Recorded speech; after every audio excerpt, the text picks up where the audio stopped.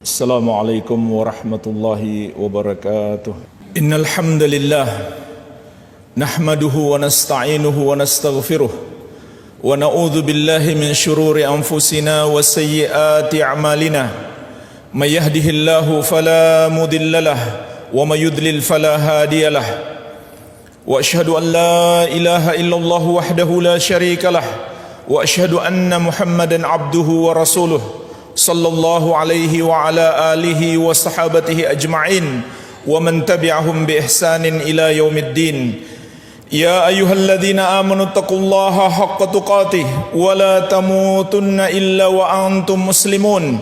Ya ayyuhan nasu taqu rabbakumul ladzi khalaqakum min nafsin wahidah wa khalaqa minha zawjaha wa batha minhuma rijalan katsiran wa nisaa wattaqullaha alladzi tasaaluna bihi wal arham innallaha kana 'alaikum raqiba.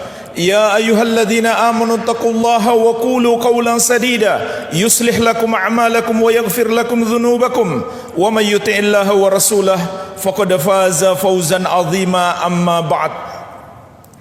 Fa ikhwani fid din, kaum muslimin, jamaah salat Jumat yang saya cintai dan saya muliakan, rahimani wa rahimakumullah. Semoga Allah Subhanahu wa taala senantiasa mencurahkan rahmatnya kepada kita sekalian. Kita sering berzikir dengan mengucapkan subhanallah walhamdulillah. Maka jemaah sekalian, ketahuilah dua zikir ini adalah zikir yang sangat agung. Rasulullah sallallahu alaihi wasallam pernah bersabda, walhamdulillahi tamla'ul mizan wa subhanallahi walhamdulillahi tamla'ani au tamla'u ma bainas samai wal ardi. Ucapan alhamdulillah akan memenuhi timbangan kebaikan kita kelak di hari kiamat.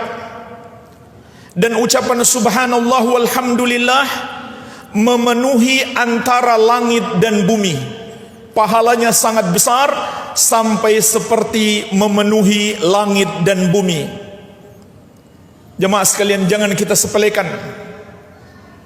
Zikir-zikir itu hanya kalimat-kalimat singkat, tapi pahalanya sangat besar. Namun orang yang akan mendapatkan pahala besar ini bukan sekedar dia ucapkan dengan lisan zikir itu, akan tetapi dia pahami maknanya, dia yakini kebenaran yang terkandung di dalamnya, dan dia amalkan dalam hidupnya. Dan ketika dia ucapkan saat dia berzikir, hatinya ikut hadir, hatinya merenungkan makna yang terkandung di dalamnya, hatinya membenarkan dan mengagungkan Allah. Kalau hanya zikir di lisan saja, tidak dihadirkan dalam hati, tidak dipahami maknanya, atau tidak diamalkan dalam kehidupan sehari-hari, maka zikir seperti itu tidak ada artinya. Jemaah sekalian, berzikir itu bukan hanya ucapan lisan, tetapi juga amalan hati. Maka marilah kita pahami dengan baik. Para ulama menjelaskan, subhanallah, maha suci Allah. Maha suci dari apa? Dari dua hal. Yang pertama, maha suci dari pensifatan dan ucapan-ucapan manusia tentang Allah yang buruk, yang menyamakan Allah dengan makhluk, yang merendahkan Allah. Oleh karena itu dalam Al-Quran, setelah Allah mencelah orang-orang yang mengatakan Allah punya anak, maka Allah berfirman, subhanallahi wa ta'ala amma yasifun. Maha suci dan maha tinggi Allah dari apa yang mereka sifatkan, dari apa yang mereka ucapkan. Karena mereka mengatakan Allah punya anak, berarti menyamakan Allah dengan makhluk. Ini penghinaan kepada Allah, pelecehan kepada Allah. Maka Allah katakan subhanallahi wa ta'ala amma yasifun. Maha suci dan maha tinggi Allah dari apa yang mereka sifatkan, dari apa yang mereka katakan. Oleh karena itu jemaah sekalian, jauhi setiap ucapan, setiap pensifatan kepada Allah yang mengandung perendahan terhadapnya. Kemudian yang kedua, Maha suci Allah dari kesyirikan. Dan di dalam Al-Quran, setelah Allah mencela perbuatan orang-orang musyrik yang mempersekutukan Allah, maka Allah tegaskan, subhanallahi amma yusyrikun. Maha suci Allah dari apa yang mereka persekutukan, yaitu mereka menganggap ada makhluk, ada selain Allah yang pantas disembah, atau mereka mempersembahkan salah satu bentuk ibadah mereka kepada selain Allah, atau mereka menuhankan selain Allah. Itu yang disebut dosa syirik. Kalau kita mengucapkan subhanallah tapi kita masih melakukan dosa syirik, tidak ada gunanya sama sekali. Karena makna yang kedua subhanallah itu adalah maha suci Allah dari syirik. Artinya kita bersihkan diri kita dari dosa-dosa syirik, barulah ucapan kita bermakna subhanallah, maha suci Allah. Oleh karena itu jemaah sekalian, orang yang berbuat dosa syirik adalah orang yang melecehkan Allah, merendahkan Allah. Karena Allah yang maha tinggi lagi maha besar, dia samakan dengan makhluk yang kecil, yang rendah, yang hina, yang lemah. Maka Allah tegaskan, dzalika bi anna Allah huwal haq wa anna ma yad'una min dunihi huwal batil wa anna Allah huwal aliyul kabir. Dialah Allah sesembahan yang hak, sesembahan yang benar, dan yang mereka sembah, yang mereka anggap Tuhan yang layak disembah selain Dia adalah batil, salah, tidak benar. Ini penegasan dari Allah Subhanahu wa taala. Hanya Dia yang patut disembah. Semua yang mereka sembah selain Dia salah. Kemudian Allah jelaskan apa alasannya. Wa annallaha huwal aliyul kabir.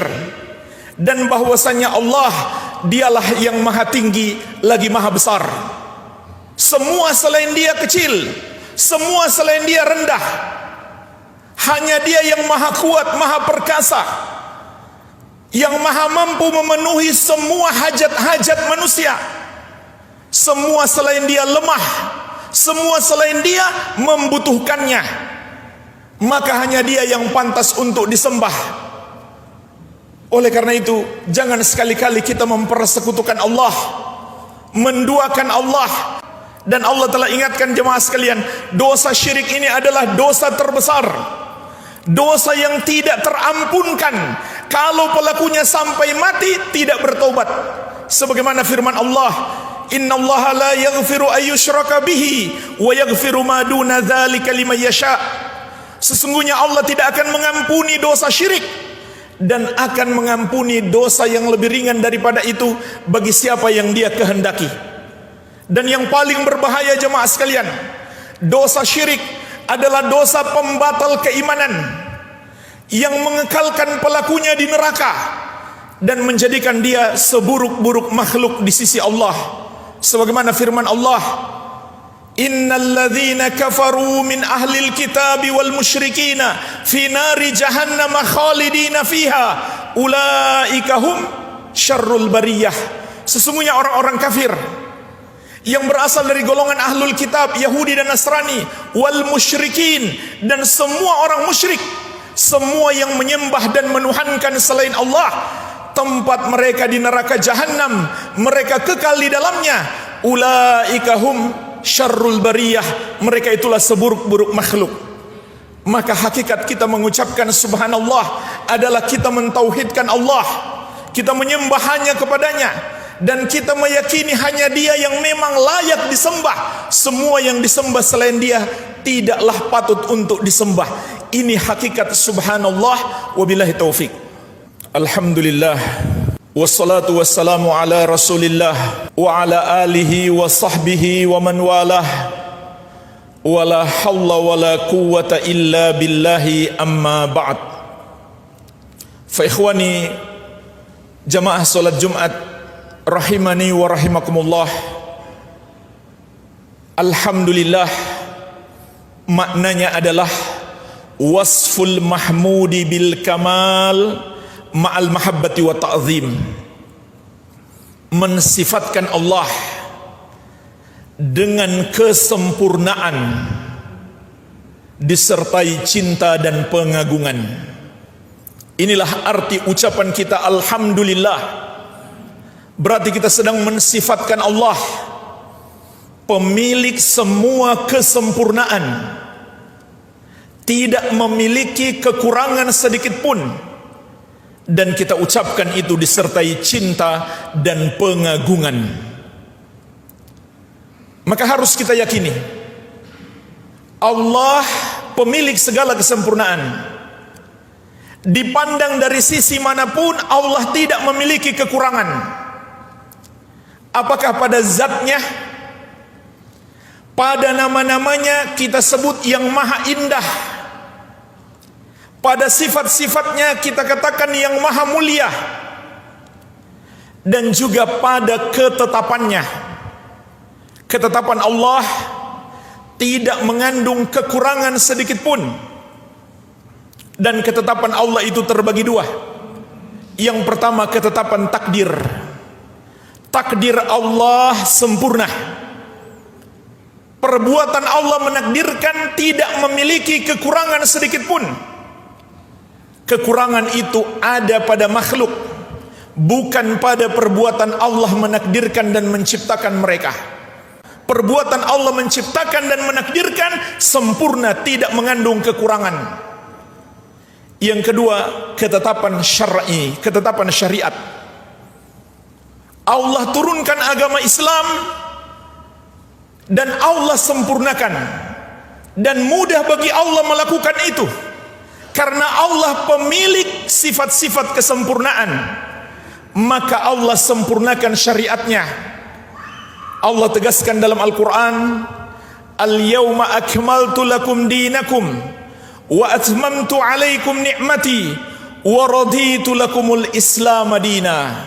Pada hari ini telah kusempurnakan untukmu agamamu dan telah kucukupkan nikmatku kepadamu, yaitu nikmat Islam sudah cukup bagi kita, dan telah kuridhoi Islam sebagai agama bagimu. Islam disempurnakan oleh Allah, sehingga jamaah sekalian, semua yang kita butuhkan untuk menggapai kebahagiaan di dunia dan di akhirat sudah ada dalam Islam. Islam mengatur semua sisi kehidupan kita, baik urusan kita dengan makhluk, apatah lagi urusan kita dengan Sang Pencipta. Semua diatur oleh Islam. Dalam bidang kehidupan apapun, bermasyarakat, bernegara, berkeluarga, pribadi, semuanya diatur dalam Islam dengan aturan-aturan yang paling baik. Apalagi dalam beribadah kepada Allah, sehingga kita tidak membutuhkan yang lain. Namun sangat disayangkan banyak umat Islam malah meninggalkan Islam dan memilih yang lain. Walaupun dia masih mengaku Muslim, di KTP-nya tertulis beragama Islam, tapi dia meninggalkan ajaran-ajaran Islam. Dia lebih memilih yang lain. Padahal setiap hari dia ucapkan alhamdulillah. Mestinya dia pahami, kalau dia ucapkan alhamdulillah, semua yang Allah syariatkan itu baik, semua yang Allah ajarkan itu sempurna, tidak ada kekurangan sedikit pun, karena Allah telah menyempurnakannya, dan Allah pemilik kesempurnaan. Dan jemaah sekalian, kita puji Allah dengan ucapan alhamdulillah. Bukan sekedar Allah pemilik kesempurnaan, Allah juga yang menganugerahkan segala kebaikan untuk kita. Inilah dua sebab mengapa kita harus sering mengucapkan alhamdulillah. Karena Allah pemilik kesempurnaan, tidak mengandung kekurangan sedikit pun. Dan juga karena Allah selalu berbuat baik kepada kita. Segala kenikmatan datangnya dari Allah. Wa ma bikum min ni'matin faminallah. Apapun nikmat yang ada padamu, datangnya dari Allah. Makanya jemaah sekalian, manusia itu tidak boleh riya, tidak boleh ingin dipuji orang, juga tidak boleh ujub, memandang dirinya hebat, pantas dimuliakan, dan terlebih lagi sombong, menganggap dirinya lebih hebat daripada orang lain. Maka ketahuilah jemaah sekalian, kalau ada kelebihan pada diri kita, itu semata-mata anugerah dari Allah. Kita bisa beribadah hari ini, tidak lain semata-mata anugerah dari Allah. Apa yang mau kita sombongkan?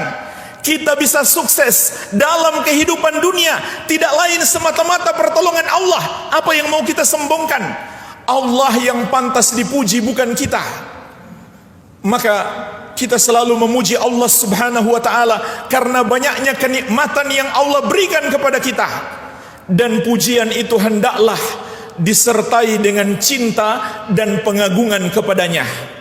Oleh karena itu jamaah sekalian, apabila kita sadari Allah pemilik kesempurnaan dan Allah yang selalu menganugerahkan kebaikan kepada kita, maka yang paling penting adalah kita meyakini hanya Dia yang pantas untuk disembah. Karena semua selain Dia memiliki kekurangan. Kalau ada kelebihan pada selain Dia, itu karena anugerahnya, maka tidak pantas mereka disembah. Mereka adalah makhluk yang penuh kekurangan. Hanya Allah pemilik kesempurnaan, dan hanya Dia pula yang selalu berbuat baik kepada kita, sebagaimana hanya Dia yang maha mampu menimpakan hukuman dan azab kepada kita. Maka hanya Dia yang pantas untuk disembah. Inilah pengamalan terhadap subhanallah dan alhamdulillah yang kita sebut dengan tauhid. Maka jemaah sekalian, tauhid itu memiliki dua sisi. Yang pertama, kita sucikan Allah dari ucapan-ucapan yang buruk, dari perbuatan dosa syirik. Yang kedua, kita murnikan ibadah kita hanya untuk Allah, disertai dengan keyakinan hanya Dia yang pantas untuk disembah. Semua selain Dia tidaklah patut untuk disembah. Allahumma salli ala Muhammad wa ala ali Muhammad kama sallaita ala Ibrahim wa ala ali Ibrahim innaka Hamidum Majid. Allahumma ighfir lil muslimina wal muslimat wal mu'minina wal mu'minat al ahya'i minhum wal amwat innaka sami'un qaribun mujibu da'awat. Rabbana atina fid dunya hasanah wa fil akhirati hasanah wa qina adzaban nar. Wa sallallahu ala nabiyyina Muhammadin wa alihi wa sallam wa akhiru da'wana anil hamdulillahi rabbil alamin.